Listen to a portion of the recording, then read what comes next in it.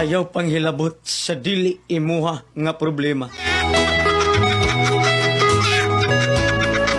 Kay haron dili mapun-an ang imuhang kaugalingong problema. Kasagdi nga masolbad sa usa ka tawo ang ilahang problema. Kanang imuhang problema maoy problema.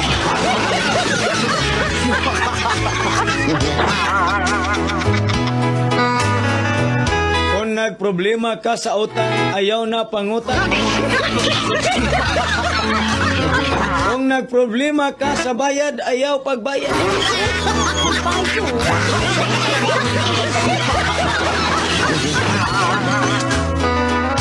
Kung nagproblema ka na wala kahigugmaan,